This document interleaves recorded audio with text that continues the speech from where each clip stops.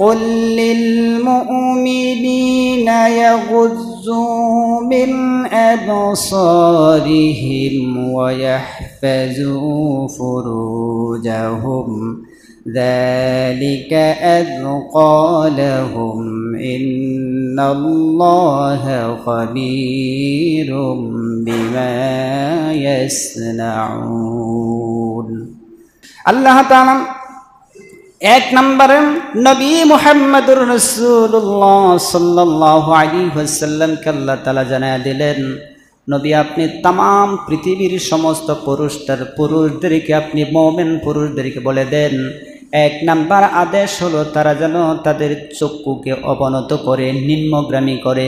দুই নম্বরে আল্লাহ তাআলা বলেন ওয়াইহফাজু ফুরুজাহুম, পুরুষের যে লজ্জাস্থান আছে লজ্জাস্থানকে যেন হেফাজত করে, যদি করে তাহলে যালিকা আযকা লাহুম, তাহলে এটাই তাদের জন্য ভালো বা উত্তম।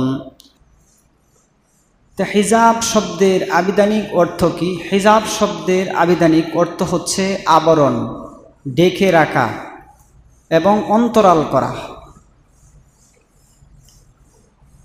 তো হিজাব বা পর্দা শব্দের অর্থ আমরা জানলাম যে আবরণ, ঢেকে রাখা, অন্তরাল করা।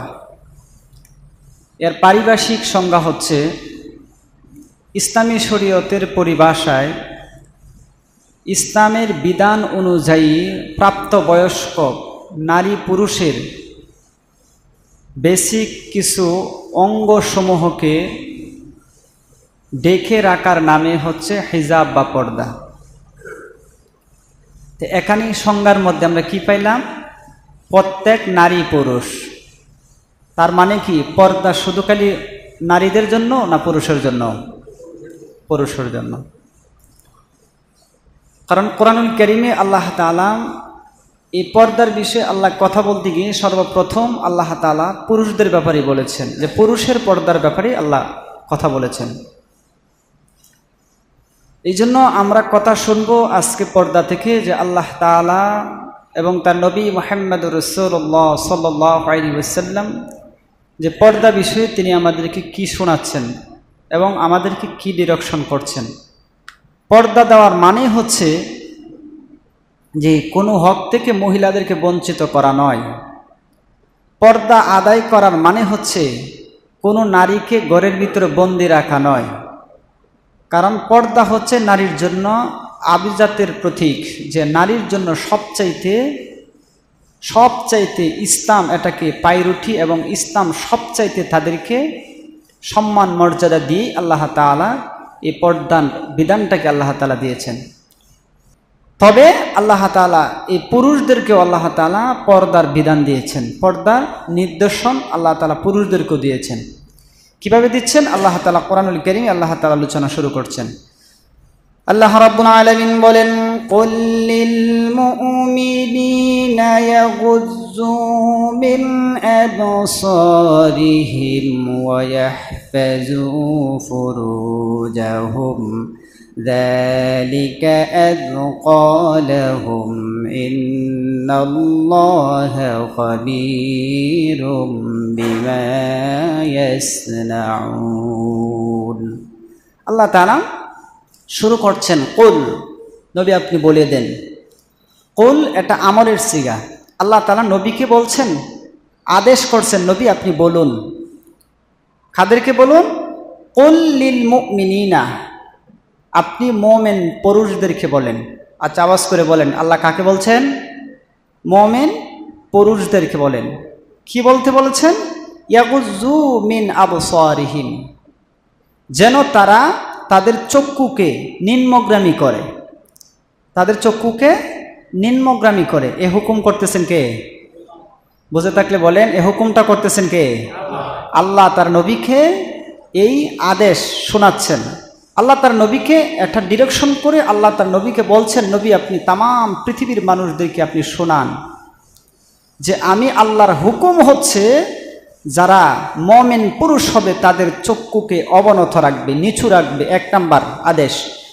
দুই নম্বরে আল্লাহ তাআলা বলেন ওয়ায়াহফাযু ফুরুজাহুম যালিকা আযকালাহুম ইন্নাল্লাহা খাবীরুম বিমা ইয়াসনাউন।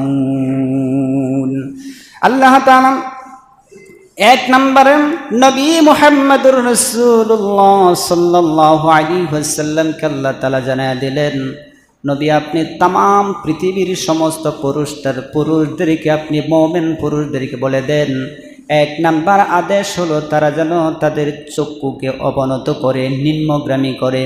দুই নম্বরে আল্লাহ তাআলা বলেন ওয়ায়াহফাযু ফুরুজাহুম, পুরুষের যে লজ্জাস্থান আছে লজ্জাস্থানকে যেন হেফাজত করে, যদি করে তাহলে যালিকা আযকালাহুম, তাহলে এটাই তাদের জন্য ভালো বা উত্তম।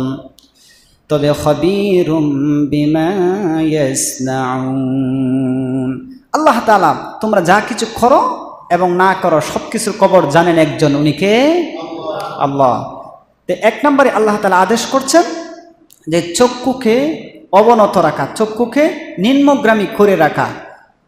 চক্ষুকে যদি নিম্নগামী করে রাখি তাহলে আমাদের ফায়দা বা করণীয় কি? চক্ষুকে আমরা হেফাজত করব।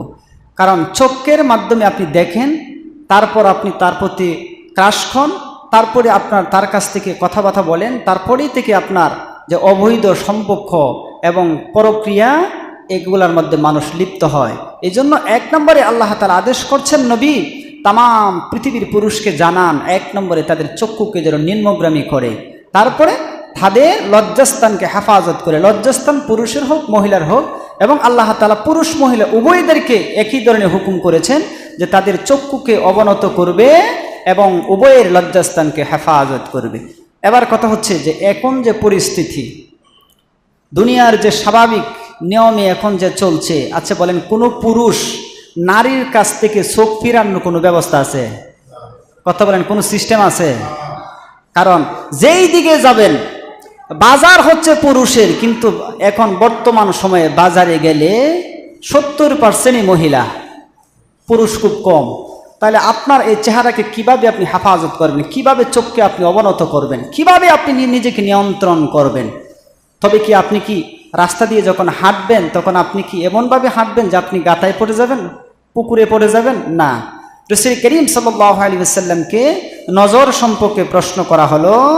আন জাবের রাদিয়াল্লাহু তাআলা আনহু قال قال رسول الله صلى الله عليه وسلم قال سألت يا رسول الله, হযরত জাবের রাদিয়াল্লাহু তাআলা আনহু থেকে বর্ণিত, তিনি বলেন আমি রাসূল সাল্লাল্লাহু আলাইহি ওয়াসাল্লামকে একদিন জিজ্ঞাসা করলাম যে আন নাযরাতুন ফাজাই, হে রাসূল আমার যদি হঠাৎ যদি আমার চোখ যদি নারীর প্রতি যদি পড়ে যায়, নারীকে যদি আমি দেখি তাহলে কি করব?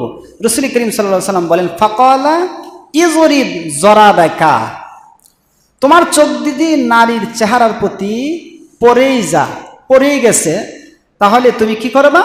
সঙ্গে সঙ্গে তোমার এই চক্ষুকে তোমার দিকে ফিরে আনো, মানে হচ্ছে এক পলকের দৃষ্টি দেওয়ার সঙ্গে সঙ্গে তুমি তা ব্রেক করে নিয়ে আসো।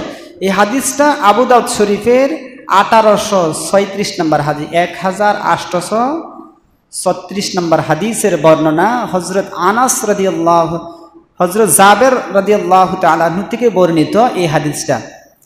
এবার এক নজরে তাকাবা। তবে আমাদের এই দেশের যে পরিস্থিতি, যে অবস্থান আছে, নারীদের প্রতি এক নজরে তাকার কোনো সিস্টেম এখন আর এই সময়ের মধ্যে নাই।